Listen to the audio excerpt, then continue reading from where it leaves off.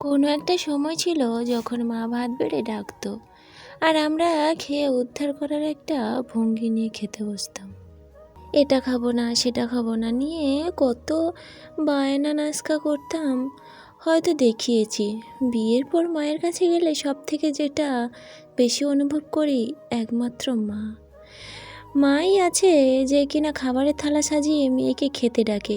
মেয়েকে খাওয়ানোর কি উদ্বেগ, হাত দিয়ে চাপা না দেওয়া অবধি সেটা বন্ধ হয় না। হয়তো বিষয়টুকু সামান্য, কিন্তু মনকে কি অদ্ভুত এক শান্তি অনুভূতি দেয়। কারণ বিয়ের পর আমরা সময়ের নিয়মে ধুম করে বড় হয়ে যাই, নিজেরা বেড়ে খাই, বাকি সদস্যদের জন্য থালা সাজিয়ে খেতে ডাকি। আবার দিদার বাড়ি গিয়ে দেখছি ঠিক একইভাবে দিদা মায়ের পাশে বসে দাঁড়িয়ে, আর একটু ঝাল ঝোল আলু দিই আর একটা মাছ নে রে মা। আমি উল্টো দিকে বসে মুচকি মুচকি হাসি। কী অদ্ভুত মেয়েদের স্থানান্তর! স্ত্রী, মা, বৌমা, বৌদি, যা, ভাজ, মামি, কাকিমা, জেঠি, মাসি, পিসি, সমস্ত রোলে মেয়েদের ভাগে শুধু দায়িত্ব।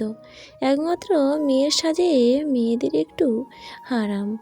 মায়েদের ছুটি নেই, মেয়েদের সন্তানদেরও সামলে দেন, যাতে মেয়ের একটু স্বস্তি হয়, মেয়ে যেন নিজের ক্যারিয়ারটুকু এগিয়ে নিয়ে যেতে পারে।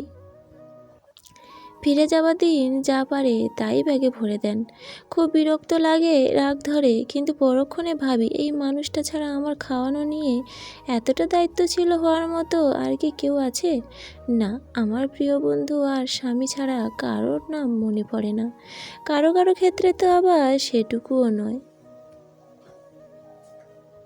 সামনে খুব চেঁচামেচি করে বলি, এরকম করলে কিন্তু আর আসবো না, আর একটা ব্যাগও তুমি করবে না।